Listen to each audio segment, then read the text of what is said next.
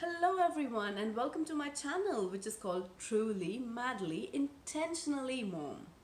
My name is Bilwa and this is the place where I like to share my experiences in parenting in the hope that first I can learn from them myself and also so that other fellow parents can benefit from my experiences. Today I'm here to talk about what my approach to parenting looks like, which is basically a pool of ideas that have come from various sources. Ever since I became a parent, I became obsessed with information about parenting and I devoured books, audiobooks, webinars, seminars, and any information I could really lay my hands on. And whatever ideas stuck, whatever ideas resonated with me, formed my approach to parenting. But before we delve into what these ideas really are, I want to take a moment to pause and say something to every parent I know. I have a deep respect for anybody who has taken up this Herculean task of parenting because I think parenting is the hardest thing I have ever done.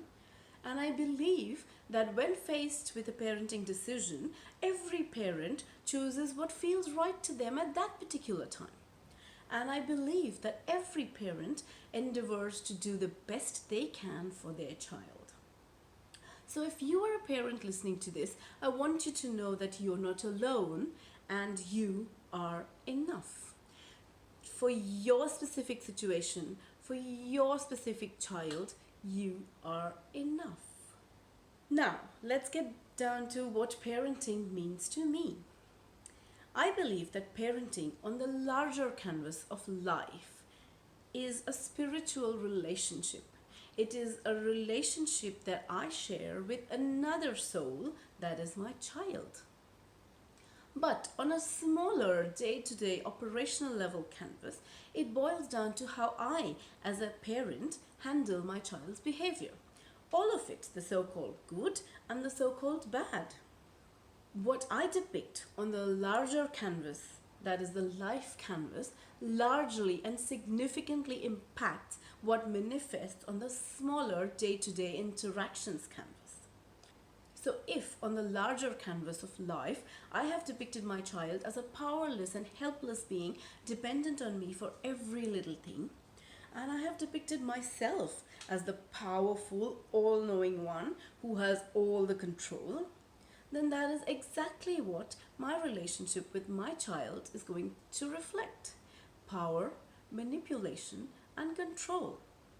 I will be the autocratic government ruling over my child and manipulating his behavior into suiting mostly my needs. And what happens to my child's needs? They just go unacknowledged and become part of the emotional baggage that my child will carry forward until he finds a way to heal himself. On the other hand, if on the larger canvas I depict my child as a respectful individual with their own set of needs, but with a brain that is still developing and hence is in need of support from time to time, and I depict myself as the mentor, the guide who is ready to support my child if they need help, my relationship will be one of collaboration, cooperation, and working together as a team. And in that case, I'm also likely to have a child who is ready and eager to cooperate with me. Okay, so that was on a theoretical level, but on a practical behavior handling strategies level, I have three ideas that govern the way I handle my child's behavior. And the first idea is raise yourself before you raise your child. I am my child's first and most influential role model. Try saying this sentence out loud a few times. No, go on. Really, do it. I'll wait. I am my child's first and most influential role model. Does that begin to sink in? Does that give you an idea of the magnitude of responsibility that parenting puts on us? In her book, Daring Greatly, How the Courage to be Vulnerable Transforms the Way We Live, Love, Parent, and Lead, Brené Brown, the wonderful Brené Brown, puts it brilliantly when she says, The question isn't so much, are we parenting the right way, as it is, are we the adult that we want our child to grow up to be? After my daughter entered her transformative twos, as I like to call them, she began to have massive tantrums and epic meltdowns. Through hundreds of trials and zillions of errors, I came to realize that the path that her tantrum takes is largely dependent on my reaction to it. Now, my instinctive reaction to her tantrums was most certainly, and I'm sure I'm not alone here, to reject the emotion driving her tantrum, to yell at her to stop screaming and crying, bang doors, and run away from the scene. But through experience, I came to realize that the more I react in this manner, the more this whole ugly drama intensified and only became uglier.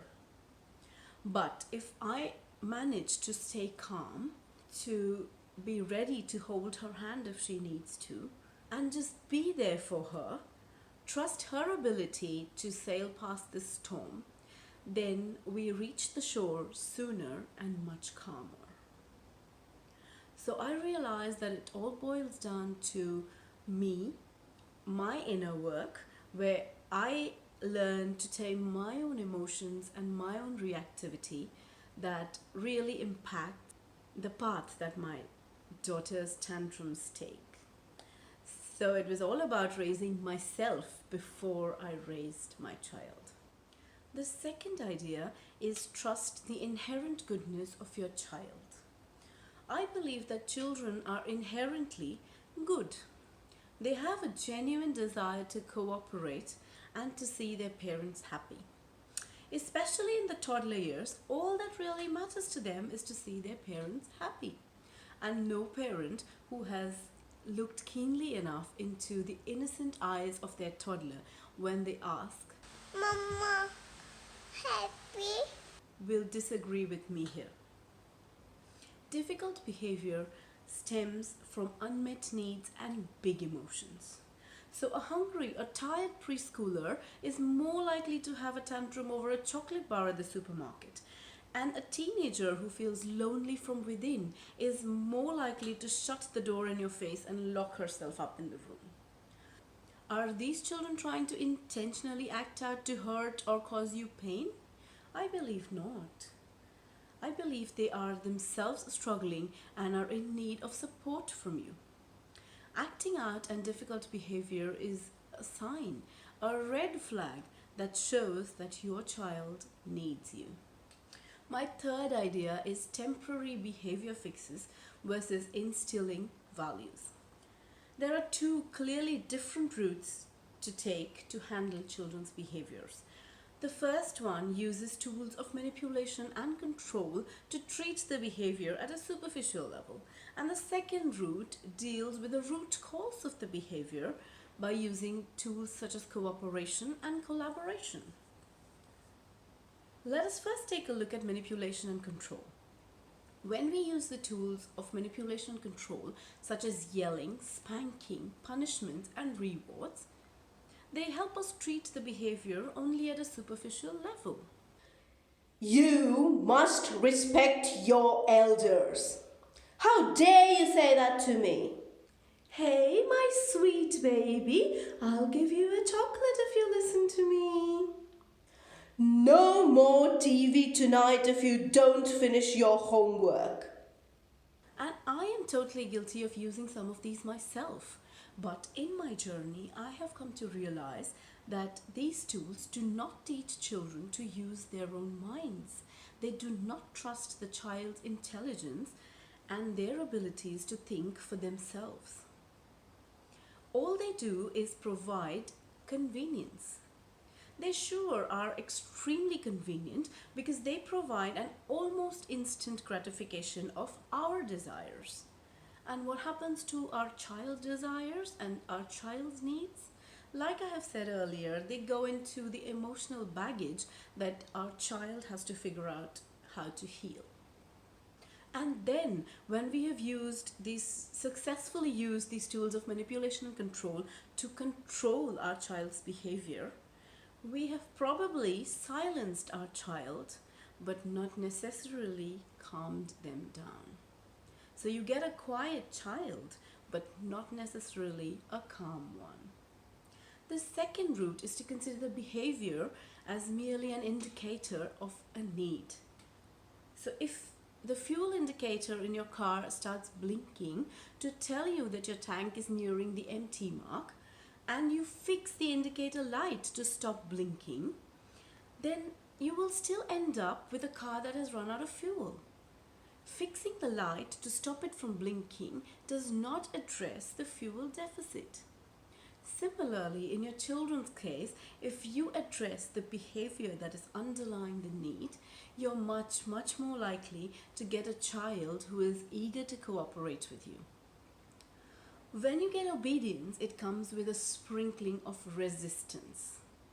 But when you get cooperation, it is brimming with free will. Also, when you get cooperation from your child that he or she has extended at their own free will, they are also more likely to imbibe the value that you're trying to instill. Punish your children for not cleaning up toys, and they will drag themselves into cleaning up for a very selfish reason, because they want to avoid the punishment that you will inflict on them if they don't do what you want them to do.